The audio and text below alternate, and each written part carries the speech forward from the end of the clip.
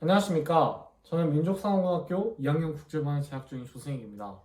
현재 제가 관심을 가지고 있는 분야는 생명과학 분야와 의공학 분야인데 앞으로는 생명과학 분야의 기초과학에 뛰어들어서 교수로서의 꿈을 키워나가고 싶습니다. 이를 위해서 학교에서 수업으로 진행되는 제가 희망하는 전공인 생명과학과 관련된 수업을 듣고 있습니다. 또한 미래의 연구자가 되어서도 환경과 생태계 보호에 관심을 기울이는 그런 학자가 되고 싶습니다. 제가 진행한 연구에 대한 발표를 시작하도록 하겠습니다. 일단 저는 생물 다양성 법의 분석과 연구, 생태계 보호와 사회적 제도를 중심으로 연구를 진행하였습니다. 일단 간단한 요약을 보시면 2020년 6월 11일에 시행된 생물 다양성 보전 및 이용에 관한 법률의 조항들의 내용을 각각 분석해서 이 조항들의 내용에 대한 첫 번째 과학기술적, 두 번째 경제적, 세 번째 사회적 측면에서 실현할 수 있는 방안에 대해서 체계적으로 연구를 계획해 왔습니다. 또한 국제적으로 생물 다양성 협약이 추진이 되었고 이로써 체결된 조약들의 내용이 있는데 이를 토대로 우리나라의 생물다양성법은 얼마나 이를 반영하고 있는지 여기에 대한 한계점은 있는지 없는지 이것들을 살펴보는 내용의 연구를 실시하였고 또한 기술적인 연구 방향, 경제적인 정책들의 실시 그리고 정부의 입장에서 어떤 사회적 측면의 지원 정책들을 어떤 방향으로 해나갈 수 있을지에 대한 많은 측면의 분석을 하였습니다. 네, 첫 번째 일단 제가 이 생태계 문제에 대해서 관심을 가지게 된 동기는 바로 어, 환경에 관한 영상을 보게 되었는데 이때 생물 다양성이 중요한지 부각하는 내용의 영상이었습니다.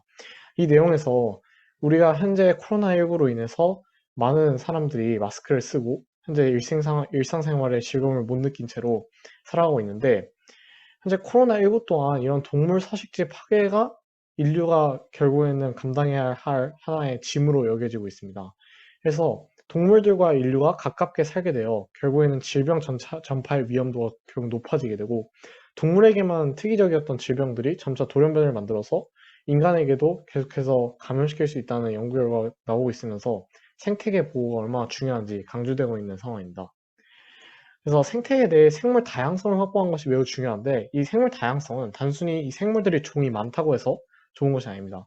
이 종이 많다고 하는 것은 생물 다양성의 가장 1차적인 의미이고 이는 바로 생긴 생물적인 종들이 그리고 생물 종들로 살아가고 있는 종들이 멸종되지 않는 것이 1차적으로 중요하고 더 나아가서 우리 인간이 사용할 수 있는 생태 서비스에 대한 보호가 제일 중요합니다. 그래서 현재 농사나 생태계 서비스 등과 인간이 함께 누리는 것들이 많습니다. 예를 들면 우리가 단순히 고란이나 아니면 사슴 같은 동물들을 숲속에서 생각하기 마련인데 이런 문제를 그냥 인간과 개별적인 문제라고 보기보다는 훨씬 인간의 종자, 즉 씨앗 농사를 짓듯이 인간의 서비스에 훨씬 더 도움을 줄 수 있는 면이 더 많다는 점에서 생물 다양성의 보호는 매우 중요해지고 있는 시점입니다. 네, 그래서 하나의 예시를 하나 더 살펴보면 아일랜드 인구 같은 경우에는 20%부터 25% 정도가 예전에 감소를 했다고 합니다. 이 이유는 바로 감자에 특이적으로 발생하는 감자의 역병 때문에 이런 대기근이 왔는데 당시 아일랜드에서 농산물로 취급하고 있던 감자가 단 한 종이라서 결국에는 이 대기근 때문에 모든 아일랜드 인구의 거의 20%에서 25%가 감소했다고 합니다. 이처럼 생물 다양성의 중요성은 점차 시대가 갈수록 부각되고 있는 상황입니다. 그래서 이 인간과 밀접하게 관련되어 있는 그런 농업 분야에서도 매우 중요하고 사람들이 누리는 정신적인, 물질적인 그런 서비스의 입장에서도 모두 다 중요한 가치라고 여겨질 수 있습니다. 그리고 하나 추세를 더 보자면 현재 국제적으로 인구가 활적으로 증가하게 되면서 이를 바탕으로 예전에 멜서스 인구론이 다시 재평가를 받기 시작했습니다. 그 멜서스 인구론에 따르면 인구는 점차 기하급수적으로 증가하고 식량 같은 경우에는 산술급수적으로 증가해서 최종적으로는 인간이 결국에는 인구를 줄이지 않으면 이런 식량의 생산량을 과연 어, 뒷받침할 수 있는 그런 인구가 나올까 이에 대한 연구였는데 요즘에는 이런 얘기가 좀 달라지고 있습니다. 식량 생산에 대한 과학적 기술이 더 투자가 되고 훨씬 인구도 생각보다 엄청나게 많은 기하급수적인 폭으로 증가하지 않아서 현재 이를 부양할 식량이 충분히 있는 상황이고 여기에 부양할 식량이 기업의 입장에서 그리고 어떤 그 쌀을 생산하는 농민들의 입장에서 과학기술의 발달로 인해서 많은 양의 그런 어, 단일 생산물을 재배할 수 있게 되었습니다. 그런데 이때 단일 생산물 같은 경우에는 효율성이 매우 좋고 어떤 상품을 보더라도 이것들이 모두 다 같은 특성을 가지고 있기 때문에 개량화하기가 매우 쉽고 이런 효율성들이 강조가 되고 있습니다. 그런데 이런 효율성이 강조가 되다 보면 단일 잡종 개량이나 이런 재배들이 점차 사람들 사이에서 그리고 농민들 사이에서 어, 훨씬 더 확산되기 시작하고 이로 인해서 결국에는 생물 다양성의 파괴가 자연스럽게 일어날 수밖에 없게 되는 것입니다. 그래서 이를 방지하기 위해서 국제적으로 생물 다양성 협약에서 모든 동식물들의 다양성을 위해서 기여를 하자는 의미에서 생물 다양성법이 또 우리나라에서는 제정이 된 것입니다. 네, 그래서 일단 제가 한 연구를 찾아보기 전에 먼저 선행 연구에 대한 고찰이 있겠습니다. 일단 선행 연구를 보면 지방자치단체의 특이적인 자원 관리 권한을 넘기는 박영수 교수의 논문이 있었는데 여기서 생물 다양성의 전략을 성공적으로 이끌기 위해서는 지역 특이적인 전략이 매우 중요하다는 것을 언급하였습니다. 지역 특이적 전략은 여기서 한 정부가 전체적으로 이런 환경을 관리하는 것이 아니라 어떤 지방자치단체가 가지고 있는 특수한 연구소나 아니면 지방자치단체가 가지고 있는 자신들만의 인프라를 하나의 관리소로 임명을 하여서 여기에 대해서 직접적으로 어떤 특별 보호 습지구역이나 이런 것들을 지정해서 사람들로 하여금 이곳이 생물 다양성이 지켜지는 곳이구나 아니면 이곳을 국가적인 그런 산업 통제 그리고 자원 개발에 대해 제한을 두는 장소로 지정을 한다든지 이런 지역 특이적인 정책이 매우 중요하다고 합니다. 또한 현재 생태원 플랫폼들이 매우 많은데 이를 하나로 통합해서 외래종들과 우리 현재 가지고 있는 하나의 생태종들을 좀 구별할 수 있는 DB 통합 플랫폼의 개발 또한 필요하다고 나와 있는 연구가 있었습니다. 자, 그래서 저는 이러한 선행 연구들을 바탕으로 해서 이 생태계 연구를 할 수 있는 방법론이 무엇이고 그리고 이를 통해서 우리가 얻어낼 수 있는 효과는 무엇인지 체계적으로 분석을 해보았습니다. 일단 처음에 어떤 이론적인 얘기에서부터 출발해서 점차적으로 이거를 특수화시켜서 최종적으로는 어떤 새로운 결론을 내기로 목표를 잡고 처음에는 생태계 보건 방법에는 과연 무엇이 있을까에 대해서 고민해 보았습니다. 하나 생물학적 개념이 있는데 바로 생물 정화라는 개념입니다. 이런 오염된 생태계를 정화하기 위해서 원핵 생물이나 이런 식물과 같은 살아있는 생물을 사용하는데 뭐 어떤 이끼류에서 직접적으로 이런 먼지를 제거하는 기술을 개발한다든지 이런 과학기술적 개발 노력들은 당연히 뒷받침되어야 하는 연구이고 실제로도 정책적으로도 많은 지원이 되어 있을 이미 연구가 되어 있는 추세입니다.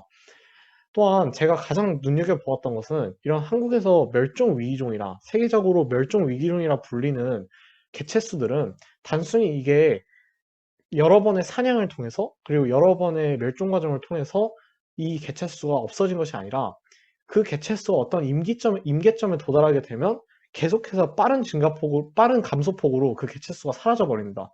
즉 어떤 개체를 유지할 수 있는 유효 개체군이 현재 필요한 실정인데 이런 절멸의 소용돌이를 불러일으키는 조건은 그런 유효 개체군을 지키지 못했을 때입니다. 그래서 결국에는 아예 이 개체가 번식 능력을 없앤 채 생존하지 못하는 현상을 일으키게 되는데 그래서 유효 개체군의 크기를 구하는 공식이 나와 있습니다.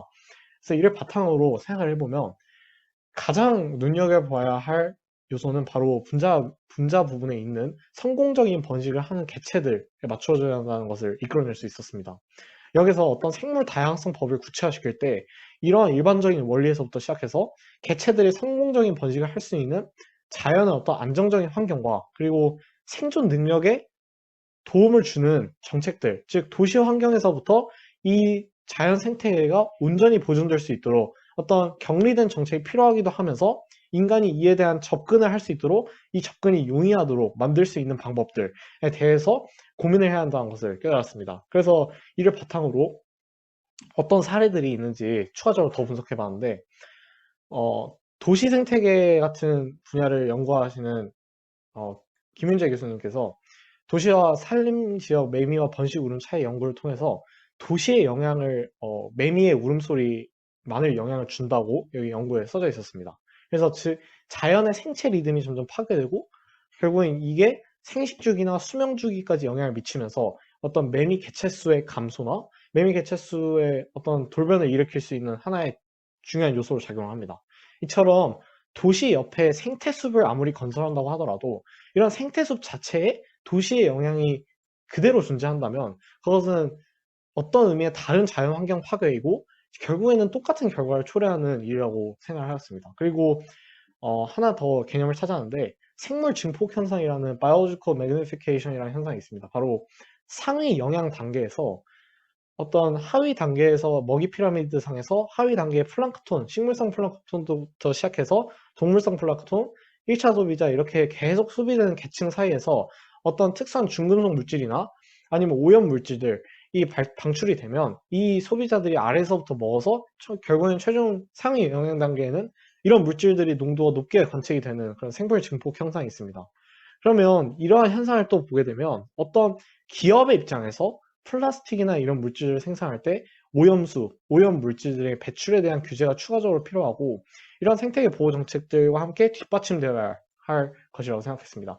그래서 물론 이 앞의 연구들은 이미 현재 진행이 되고 있는 연구이고 정부의 정책적 지원이 이미 이루어지고 있는 상황인데 어떤 방식으로 이런 생물 다양성 법의 내용을 더욱더 추가적으로 개발하고 이에 대한 내용을 근본으로 해서 추가적으로 어떤 내용들을 더 생각해 볼 수 있을지에 대해서 고민해 보았습니다. 그래서 생물 다양성 법에 대해서 생물 다양성 법을 인쇄해서 4가지 목적을 좀 추려서 분석을 해 보았는데 일단 첫 번째는 생물 자원의 지속 가능한 이용입니다. 두 번째는 생물 다양성 해발을 어떻게 이행할 것인지, 그리고 세 번째는 국민 생활의 향상, 어떻게 도모할 것인지, 그리고 네 번째는 국제 협력을 어떻게 증진시킬 것인지에 대한 이렇게 4가지 원칙을 확인할 수 있었고, 각 조항마다 이 핵심이 무엇인지 좀 중요한 조항별로 분류를 해서 이것을 분석해보는 작업을 하였습니다.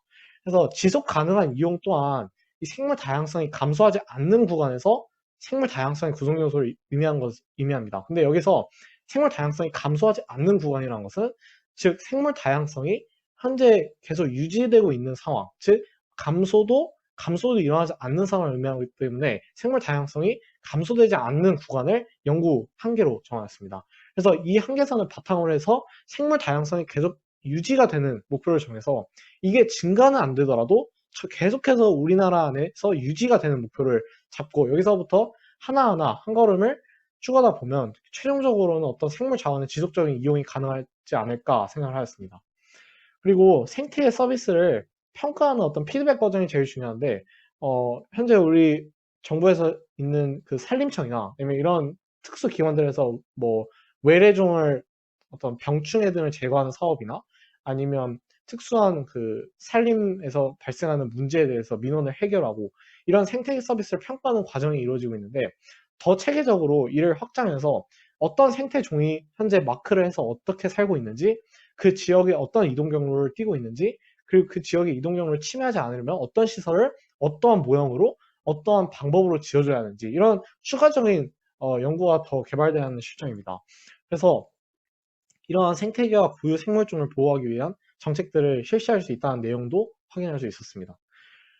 마지막으로는 이런 주민 및 단체에 대한 지원이 매우 중요하다고 생각하는데 앞에 선행 연구에 대한 내용과 상당히 겹쳤습니다.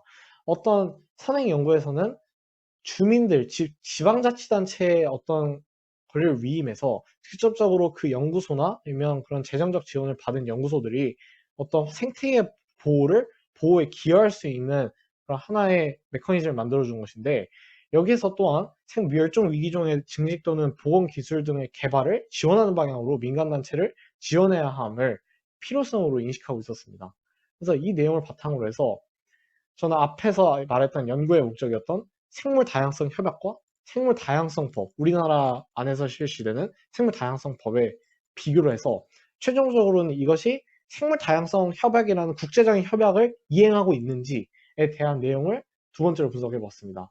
그래서 생물 다양성 협약의 내용과 한국 생물 다양성법의 내용을 각각 파트별로 분배를 해보았고 이에 대한 분석을 진행하였습니다. 그런데 하나의 한계점이 있다면 모든 내용을 반영하고 있긴 하지만 생물 다양성 협약에서는 세 번째로 유전자의 이용에 따른 이익을 공유함 이 내용을 매우 높게 평가하였습니다. 그래서 이에 대한 자국 천연자원에 대한 주권적 권리를 보유하거나 자원 제공국과 공평한 공유를 해서 어떤 세계적인 빈부격차를 줄이는 방안에도 기여를 하자 이런 부분의 내용들이 확인되었는데 한국생물다양성법에는 어떤 생물 다양성의 보전, 그리고 국민 생활의 향상, 국제협력 이런 것들이 아무리 국내적으로 실시되는 정책이어도 어떤 유전자원을 개발하는 방향, 어떤 유전자원의 기업에게 이용당하는 입장에서 그 지방들의 입장, 어떤 이런 것들이 많이는 고려되지 않는 것 같아서 이 점에 대해서 생물다양성법이 어느 정도는 한계를 가지고 있겠다라고 생각을 했습니다. 그래서 이를 바탕으로 해서 한국형 생물 다양성법을 적용시킬 수 있을지 여기서부터 저의 연구의 본론이 되겠습니다.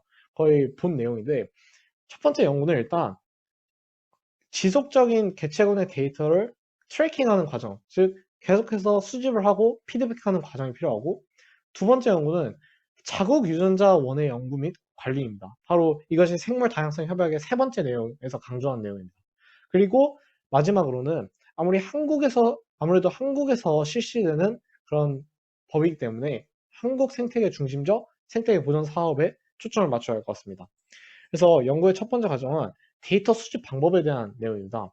저희는 생태계 연구를 하는 방식을 보면 Mark and Recapture이라는 방법을 사용해서 어떤 개체군의 밀도를 가지고 있는지를 측정합니다. 예를 들면 첫 번째 포획에서 태그가 된 개체수, 그리고 두 번째 포획에서 그 전체 개체수를 이용을 해서 이러한 요소들을 조정해서 태그되는 개체군들을 지정해 놓은 다음에 그 개체군들이 얼마만큼의 빈도를 가지고 있는지를 계산해서 그 개체군이 그 개체에서 얼마 밀도를 가지고 있는지에 대한 계산을 이끌어냅니다. 그럼 이를 바탕으로 해서 이런 효율적인 시스템이 더 관리가 되기 위해서는 단순히 이런 GPS를 부착해서 결국에는 개체수가 얼마나 이동하는지 아니면 얼마나 잡혔는지에 대한 연구보다는 어떤 GPS 시스템 내에 고도화된 GPS망을 설치해서 구획을 분할해보고 빅데이터 연구를 진행해보면 최종적으로는 그 동물이 진행한 이동거리와 그리고 그 동물이 가지고 있는 특이한 야생 습성, 그리고 그것이 인류 도시나 이런 것에 영향을 받고 있는지 이런 것들에 대한 끊임없는 트래킹이 중요한데 이걸 바탕으로 해서 제일 중요한 것은 어떤 수학을 이용하는 것입니다. 바로 수학과학에서 극좌표 체계를 도입해서 어떤 구역을 분할하는 작업을 진행하는 것인데 바로 산이나 도시 같은 지역을 보면 매우 둥그런 그런 표면을 갖고 있습니다.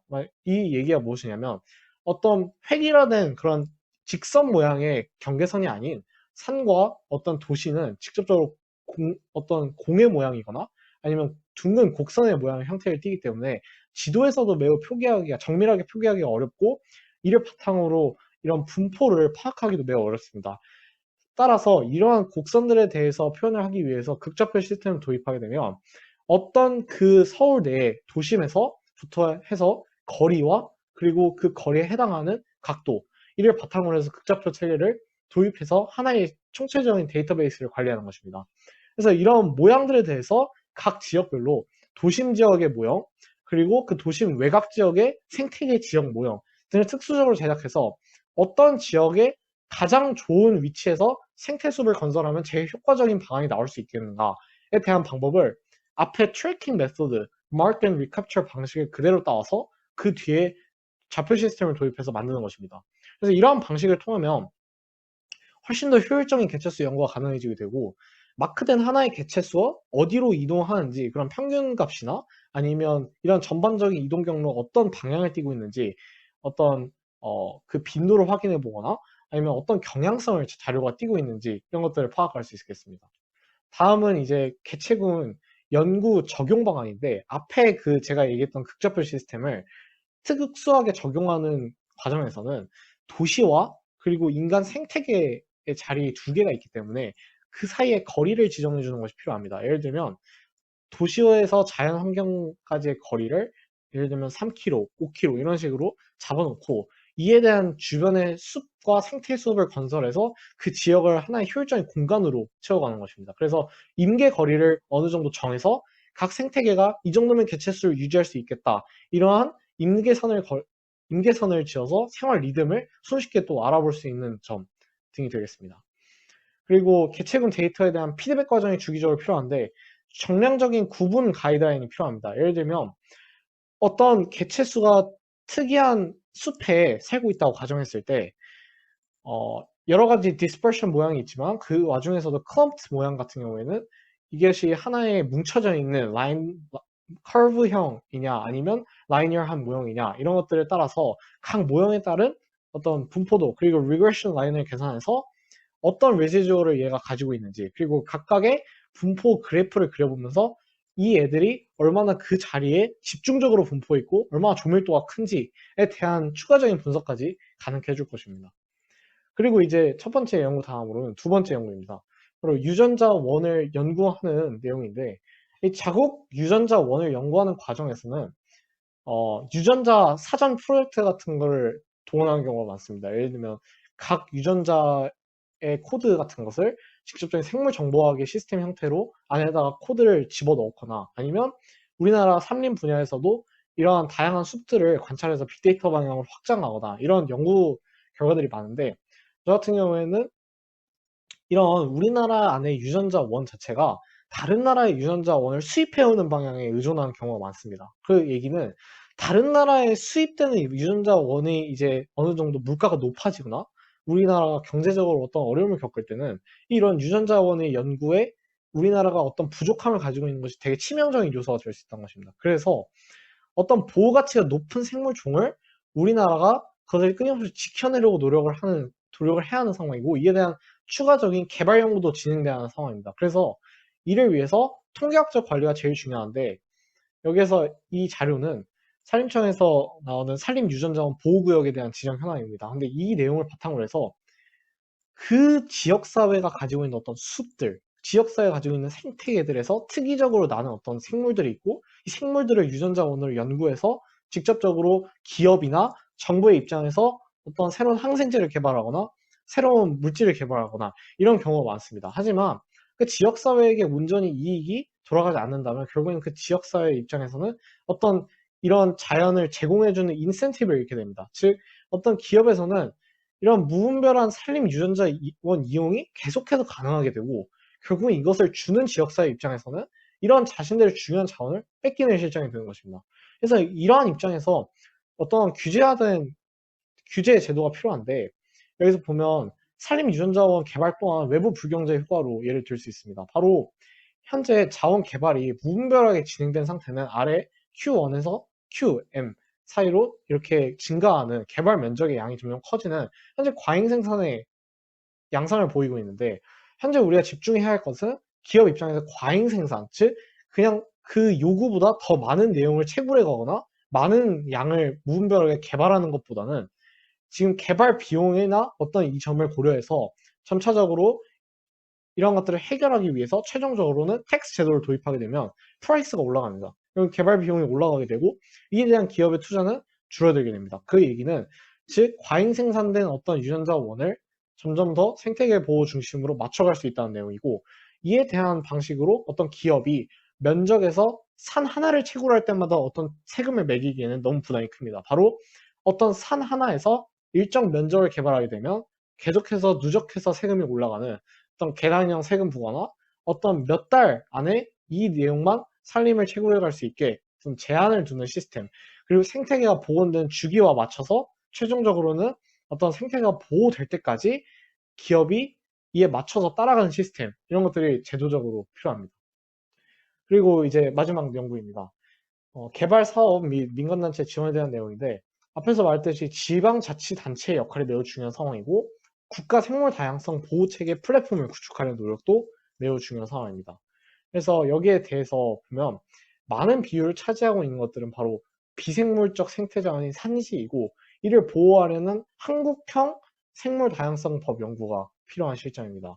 그래서 어떤 특정 생물 자원이 집중되는 곳에는 지원을 해주고 그리고 이에 대한 조세 방식이나 관리 방식을 또한 매뉴얼로 지정해서 효율적인 관리가 되도록 만들어야 한다는 것이 최종적인 연구의 내용입니다.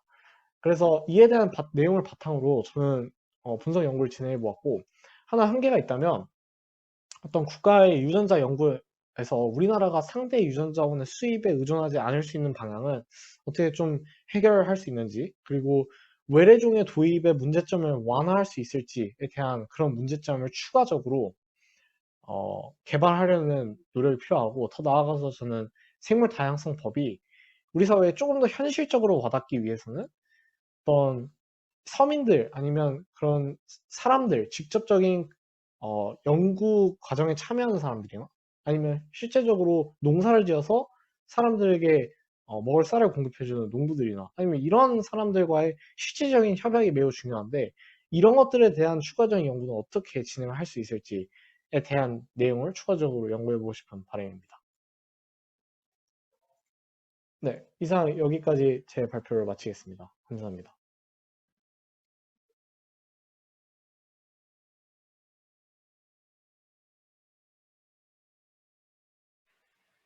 안녕하세요. 제 이름은 하소정이라고 하고요.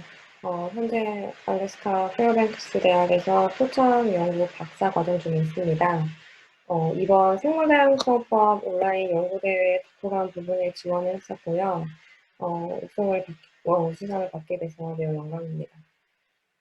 헬레나 노르베리 호즈의 책, 오래된 미래라는 책은 몇 년 전에 원서로 읽을 기회가 있었는데, 이번 대회를 통해서 다시 한번 읽어볼 수 있는 기회를 가질 수 있었고, 또 제가 그동안 이제 공부해오고 경험을 하면서 배우거나 느꼈던 것들을 여러 가지 생각들을 글로 정리해볼 수 있는 기회가 되기도 했습니다. 헬레나 노르베리 호즈는 제가 개인적으로 굉장히 존경하는 학자이자 환경운동가인데요. 저도 사실 줄곧 언어학을 공부해왔고, 지금도 제가 이제 연구하는 지역의 언어를 배우고 있기도 하고요. 또 환경에 대한 단순한 그런 호기심과 관심으로 시작을 했지만은, 줄곧 환경 분야에서 일을 해왔기 때문에 비슷한 배경과 경험을 가지고 있는 사람으로서 공감 가는 내용이 굉장히 많았습니다. 이 오래된 미래라는 제목부터가 저에게는 이제 굉장히 흥미로웠습니다. 이 오래되었다라는 말과 미래라는 말이 어떻게 보면 전혀 어울리지도 않고 좀 상반되는 의미가 있어서 되게 좀 흥미롭게 생각을 했습니다. 책의 서론에서는 이제 과거에 소위 말하는 그 개발이 되기 전 라다크 사람들의 전통적인 일상을 보여주고 있습니다.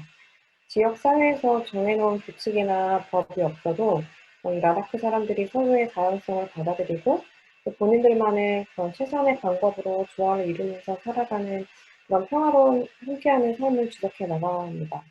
이렇게 조화를 이루면서 사는 것은 이 사람들 간의 관계뿐만 아니라 그들이 이제 속해 있는 모든 생명체들 그리고 이제 또 그들이 믿는 영적인 존재들과 상호작용하면서 이렇게 배려하는 모습은 어느 지역에서나 꿈꾸는 그런 총체적이고 이상적인 삶이 아니었을까라고 생각을 하게 되었습니다. 최근 중반부를 거쳐서 후반으로 가면서 서구식 개발을 통해서 변화하는 라다크의 사회, 그리고 사람들에 대해 이야기를 하고 있습니다. 더 이상 이 라다크의 전통적인 생활 방식은 예전만큼 찾아보기가 어려웠고, 사람들의 심리적인 변화들에 대해서도 작가가 이야기를 하고 있습니다. 헬레나 노르베리 호지가 책을 통해서 전달하려고 했던 메시지에서는 그런 메시지에서 생물다양성법으로 연결짓는 게 사실 쉬운 주제는 아니었습니다. 그 국내 생물다양성법에는 다양하고 중요한 사항들이 포함이 되어 있었는데 그중에 저는 제20조 전통 지식에 대한 조언과 책의 내용 그리고 저의 경험과 연결시켜보고자 해서 글을 적게 됐습니다. 생물다양성법 제20조에서는 개인과 지역사회의 전통지식 발굴, 연구 및 보호, 그리고 전통지식 정보 수집 및 관리 시스템 구축, 그리고 마지막으로 전통지식 활용을 위한 기반 구축이라는 총 세 가지의 시책을 제시하고 있습니다. 저는 이 세 가지 시책 중에 전통지식 활용이 이제 중요하다고 생각을 했고, 이를 위해서는 교육과의 연계가 중요하다고 생각했습니다. 현재 세대 그리고 미래 세대들이 역사적, 문화적 가치가 풍부한 전통 지식을 어떻게 활용해 나갈 것인지에 대한 다양한 방안들이 나오면 좋겠다고 생각을 했습니다. 우리가 생물 다양성, 문화 다양성, 언어 다양성을 중요시하듯이 교육이라는 것은 지식에 대한 다양성의 중요성을 인지하는 것을 목표로 해야 된다고 생각을 했습니다. 현대의 시각, 특히 서구의 시각으로 과거 라다크와 같은 지역사회 모습을 보면 우리 대부분은 아마 불편해서 어떻게 살까라고 생각을 하게 될 겁니다. 책에서 저자가 언급하고 있는 사회적, 환경적 문제들, 특히 이제 서구식 개발로 인한 부작용, 그리고 이제 라다크 사회의 큰 변화, 정체성의 문제들은 세상을 바라보는 서구적인 인식과 기준으로부터 오는 결과라고 생각했습니다. 서구과학 또는 학문적 과학의 가장 큰 장점은 정해진 기준으로 이 전체가 아닌 한 부분만을 깊게 본다는 것입니다. 토착민들은 세계 인구수의 5%도 되지 않지만 전 세계 생물 다양성의 80%를 보존하고 있습니다. 토착민의 전통 지식은 오랜 시간 실천적 경험을 통해서 전체적인 시각으로 그리고 세상과 균형을 이루려고 한다는 것이 이 서구적 관점과는 다른 점입니다.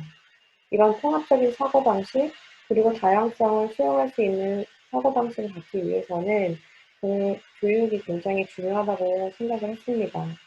그것이 생물 다양성 보존에 관한 문제든 아니면 특정한 사회 문제가 되었던 다양함을 단순화하거나 어떤 정해진 기준에 맞추는 것보다 다양한 주체들과 전통적 지식과 지혜를 포함한 그런 다양한 지식들이 서로 상호 보완하면서 방안을 찾아가는 것이 중요하다고 생각을 해서 그 독후감을 적게 되었습니다.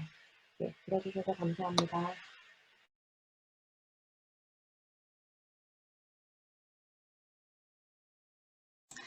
안녕하세요. 현재 대구대학교에서 법학을 전공하고 있는 김강희입니다.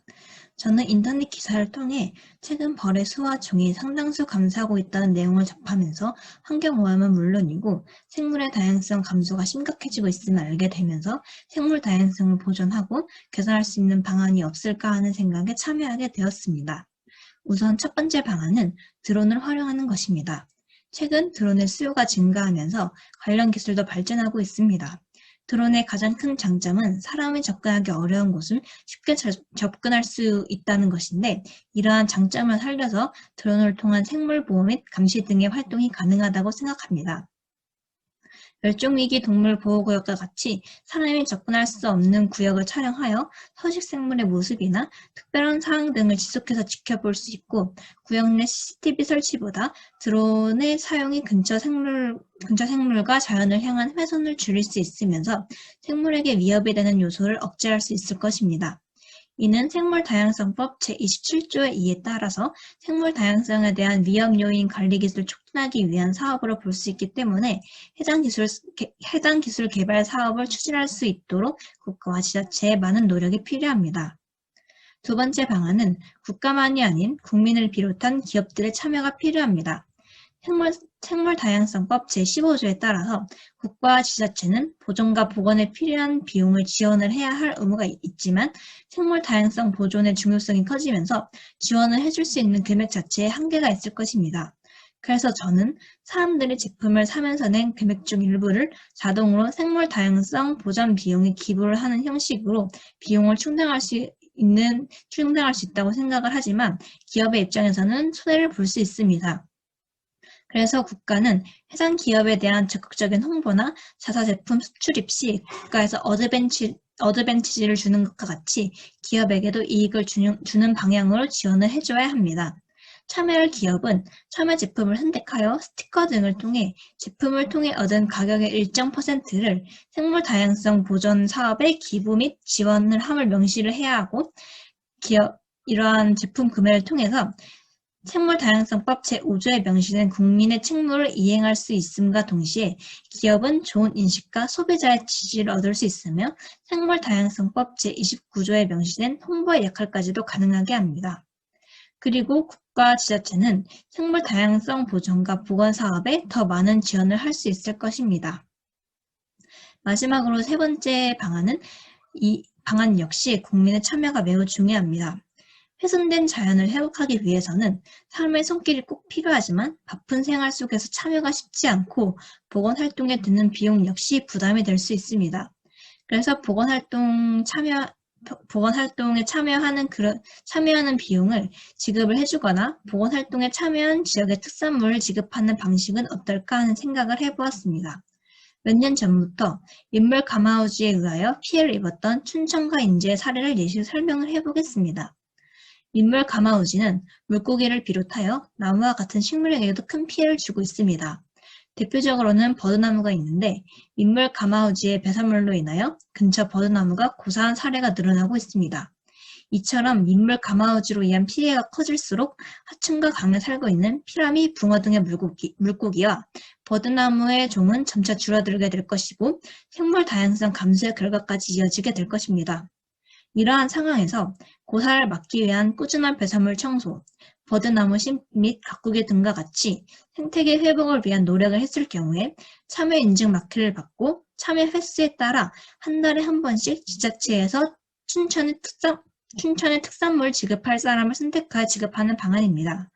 개인의 자발적으로 대가 없이 참여하는 것이 가장 중요하지만 참여를 이끌어내기 위한 어느 정도의 지원과 대가가 더 많은 사람들의 참여를 이끌어낼 수 있는 방안이라고 생각을 합니다. 저는 생물 다양성을 위해 환경오염을 막는 건 역시 중요하지만 무엇보다 이미 훼손된 생태계를 보관하는 것과 현재 발견된 생물을 잃지 않도록 보호하는 것이 가장 중요하다고 생각합니다. 그래서 사람들의 참여가 필요하거나 생물을 보호할 수 있는 방향에 주목하여 이러한 의견을 만들었습니다.